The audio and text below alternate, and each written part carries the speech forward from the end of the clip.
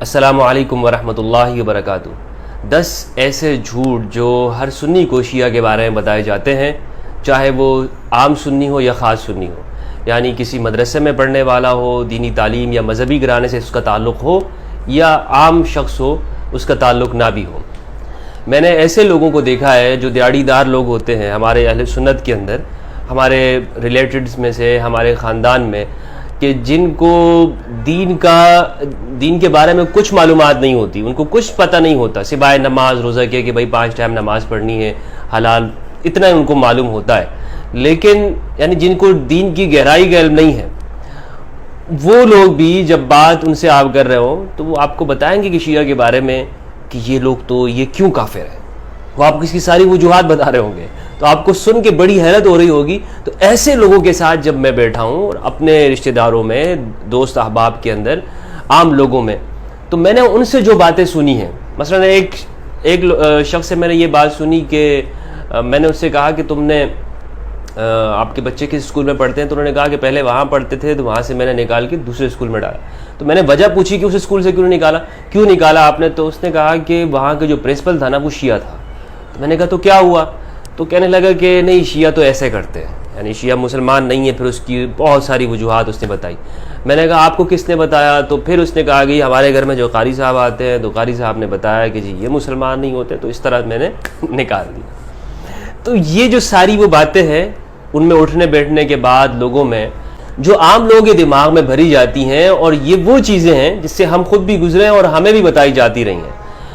یہ چند چیزیں ہیں جن کو میں نے شمار کیا ہے، تقریباً 10، جن کو میں نے 10 جھوٹ کا نام دیا ہے۔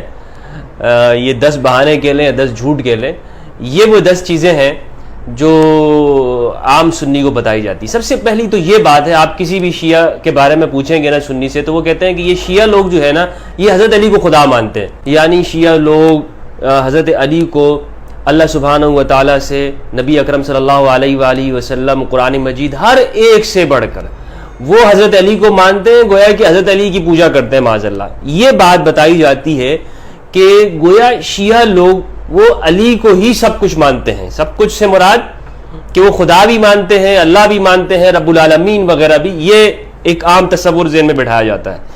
اور ان سے پوچھیں کہ ایسا کیوں؟ تو وہ کہتے ہیں کہ جی دیکھیں، ان کی ہر بات کے اندر یا علی مدد لکھا ہوتا ہے یا علی سے مدد مانگ رہے ہوتے ہیں۔ تو یہ تصور دینے کی کوشش کی جاتی ہے کہ علی سے مدد مانگ رہے ہیں، مدد تو اللہ سے مانگنی چاہیے، تو یہ علی کو اللہ سے بڑھا دینا ہوا۔ پہلی بات تو یہ ہے، یہ وہ جھوٹ ہے جو بولا جاتا ہے۔ دوسرا جو ہے وہ یہ ہے کہ جیسے عام طور پر ان کے جو عقائد کے حوالے سے کہ جی یہ سنی کو جو ہے نا، وہ کسی بھی سنی کو مارنا یہ ثواب سمجھتے ہیں، اس کو نقصان پہنچانا۔ کوئی بھی شخص سنی ہو تو ان شیعہ کی اور سنی کی آپس میں دوستی اس لیے نہیں ہو سکتی کہ بھائی سنیوں کے بارے میں ان کا یہی خیال ہے کہ ان کو نقصان پہنچاؤ۔ یہ بھی عام طور پہ جھوٹ بولا جاتا ہے۔ تیسرے جو کہا جاتا ہے وہ یہ ہے کہ یہ لوگ شربت میں جو ہے، یہ 10 محرم کو جو شربت وغیرہ لگاتے ہیں، اس میں سبیل وغیرہ جو بناتے ہیں، اس میں یہ اونٹ، یہ جو گھوڑے وغیرہ ہوتے ہیں، ذوالجناح کا جو گھوڑے کی جو شبیہ بنائی جاتی ہے امام حسین کی گھوڑے کی، تو اس کا پیشاب جو ہے اس کے اندر ملا دیتے ہیں اور پھر یہ لوگوں کو پلاتے ہیں تاکہ اور لوگ۔ اچھا، میں نے اس کا پوچھا بھی، میں نے جن سنی احباب نے مجھے یہ بات بتائی تھی، تو میں نے ان سے پوچھا بھی کہ آخر اگر یہ اس طرح سے کرتے ہیں تو کیوں کرتے ہیں، اس کا فائدہ کیا ہوتا ہے ان کو؟ تو کہتے ہیں جی یہ اس طرح کرتے ہیں، وہ اس گھوڑے کا جو پیے گا نا تو وہ بھی شیعہ ہو جائے گا۔ میں نے کہا یہ بڑی آسان ٹرکس ہے بھائی، یعنی صرف وہ شربت پینے سے کوئی شیعہ ہو جاتا ہے؟ تو ایک تو یہ جھوٹ یہ لوگ بولتے ہیں، پھر جب ہم نے قریب میں دیکھا تو ایسا کچھ نہیں ہے، ہم نے خود بھی پھر بنانا شروع کر دیا الحمدللہ۔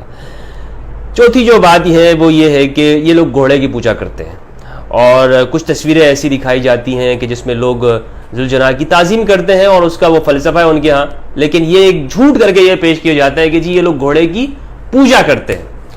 اسی طرح نمبر 5 یہ بات ہے کہ یہ لوگ صحابہ کو گالیاں دیتے ہیں۔ آپ یقین کیجئے، میں ان کے جلوسوں میں گیا، اور ابھی جو ریسنٹلی جو 10 محرم الحرام کو کراچی کے اندر عاشور کا جو پوری دنیا میں بلکہ پورے پاکستان کے اندر بڑا ایک جلوس ہوتا ہے، اس کو آپ کہہ لیں، اس کے اندر میں نے شرکت کی اس عزا کے اندر، اور میں نے اس میں تقریباً ہم 8 بجے سے آپ اندازہ لگا لیں کہ 2 بجے تک جو ٹائم بنتا ہے، 8 9 10 11 12 6 گھنٹے اس میں رہا، 5-6 گھنٹے اس وہاں پہ رہنے کے باوجود تپتی ہوئی دھوپ میں اور اس تپش اس کے اندر میں نے ان لوگوں کو صرف اور صرف علی کا ذکر کرتے ہوئے ان کو سنا، اور کچھ نہیں کر رہے تھے.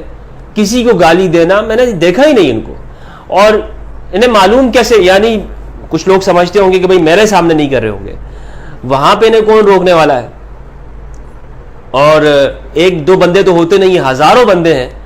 تو یہ جو کہنا ہے کہ جی صحابہ کو گالی دیتے ہیں اور یہ گالی عبادت سمجھتے ہیں، یہ بھی ایک قسم کا جھوٹ ہے. ہاں یہ بات الگ ہے کہ کچھ لوگوں کے اوپر، حضرات کے اوپر جیسے ان سے تنقید کرنا یا نہ ماننا، وہ ایک الگ چیز ہے، وہ اختلافی مسائل ہیں، اس پہ کوئی قرآن و حدیث نہیں ہے. یعنی کوئی مطلب ایسی چیز نہیں ہے کہ ہم کہیں کہ اختلاف نہیں کیا جا سکتا یا ان کے حوالے سے تنقید نہیں کی جا سکتی. لیکن گالی دینے کا جو لفظ استعمال کیا جاتا ہے ان کے حوالے سے، یہ سراسر جھوٹ ہے جو ہمارے عام سنی لوگوں کے دماغ میں بھری جاتی ہے بات. اور یہ ساری وہ چیزیں ہیں جو نفرت کا سبب ہے. اور میں یہ بات اپنے اہل سنت کی طرف سے اس لیے کر رہا ہوں کہ جو چیزیں ہمارے ساتھ گزری وہ بات مجھے کہنے کا حق ہے.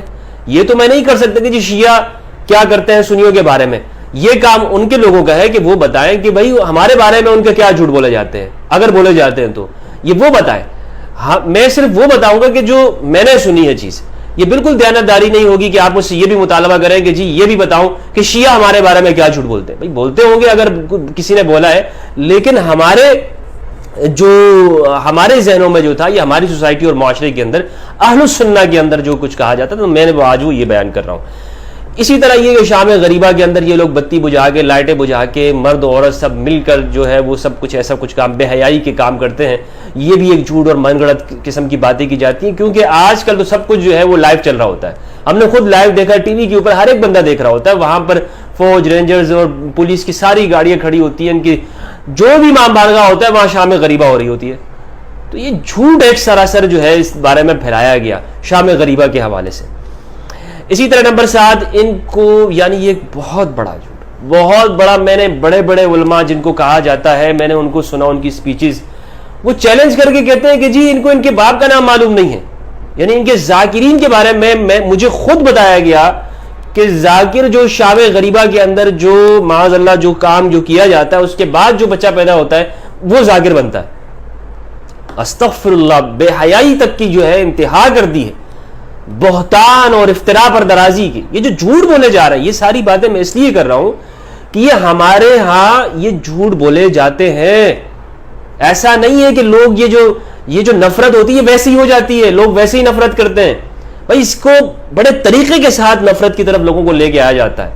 اور آج ہمیں عہد کرنا ہوگا اللہ سبحانہ و تعالیٰ سے کہ ہم کسی کی بات کو سن کر اندھا دھند اس کے اوپر عمل نہیں کریں گے کہ جی ہمیں ہمارے مولوی صاحب نے بتا دیا، قاری صاحب نے بتا دیا، مولوی صاحب نے، اور ہم اس کے اوپر اندھا دھند عمل کریں گے کہ شیعہ ایسے یہ کام کرتے ہیں. نہیں، اللہ سے ہم نے وعدہ کرنا ہے، اللہ ہم نے تجھے جواب دینا ہے، پروردگار تجھے جواب دینا ہے.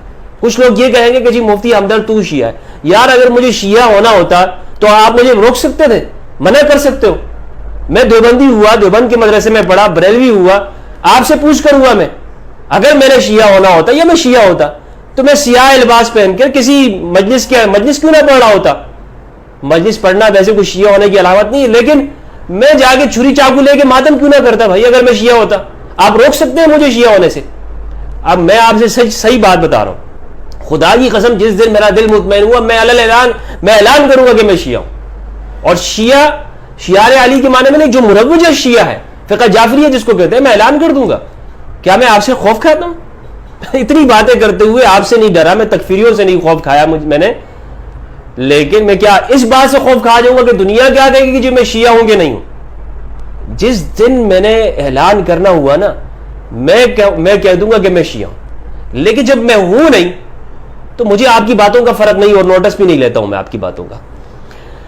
تو یہ مطلب یہ جو ساری جو باتیں کی جاتی ہیں یہ سراسر جھوٹ ہے، یہ سراسر جھوٹ ہے.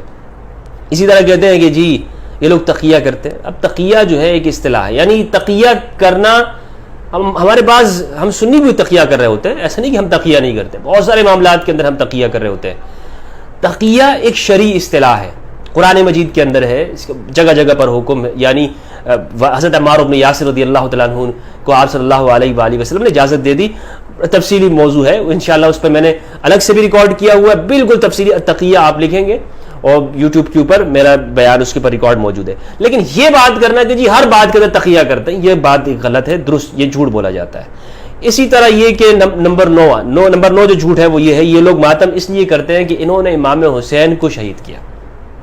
یعنی آپ کسی بھی سنی سے پوچھیں کہ جی یہ لوگ شیعہ لوگ اپنے آپ ماتم کیوں کر رہے ہوتے ہیں, غم کیوں منا رہے ہوتے ہیں. ایک تو یہ ہے جو زنجیر زنی کرنا, اور ایک یہ ہے جو مثلا غم کرنا یا سینہ کوبی کرنا, ماتم کرنا, آنسو بہانا.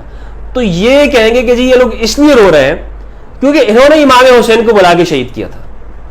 وہ یزید و امویوں نے جو کام کیے, جو حرکتیں کی, ان کے باپ داداؤں نے, اس جھوٹ بولنے والوں کے, ناسبیوں کے باپ داداؤں نے جو حرکتیں کی وہ ڈال دیے شعار علی علیہ السلام کے اوپر. یہ بھی ایک قسم کا جھوٹ ہے کہ جی یہ لوگ اس لیے کرتے ہیں کہ انہوں نے شہید کیا تھا.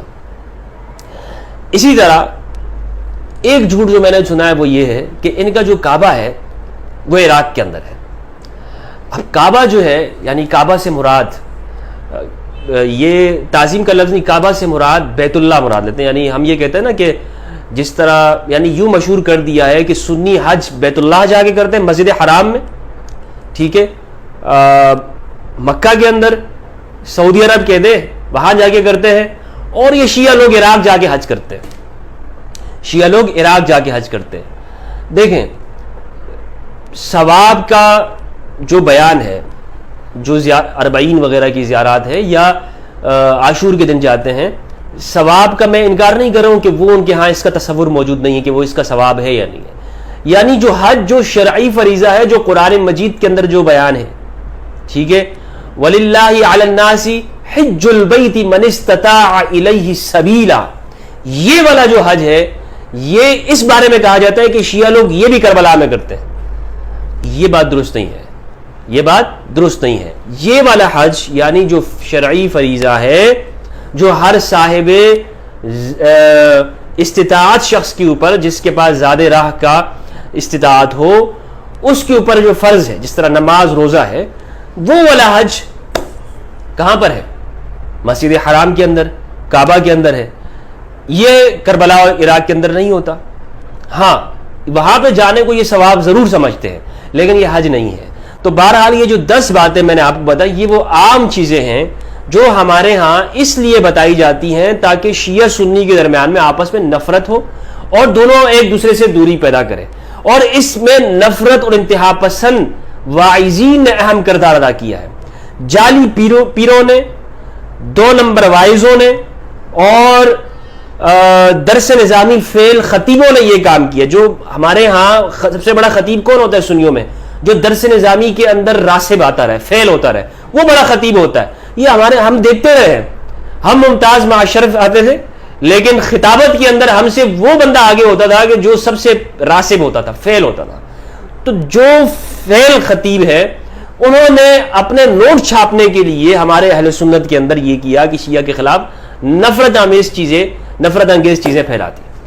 یہ وہ 10 باتیں آج میں آپ سے یقین کے ساتھ کہتا ہوں کہ میرے سنی بھائیوں کے ساتھ, کہ ہمیں ان چیزوں کے اوپر بھروسہ نہیں کرنا. جو بھی شخص, حتیٰ میں ہی کیوں نہ آپ کے سامنے کوئی بات کر رہا ہوں, جا کے اس کو ویریفائی کیجئے, چیک کیجئے, خود جائیے اور دیکھیے. میں تو کہہ رہا ہوں اپنے سنی برادران سے, میں تو بڑے بڑے علماء سے کہہ رہا ہوں, آپ آئیے عاشور میں میرے ساتھ جائیے, میں لے کے چلتا ہوں آپ کو.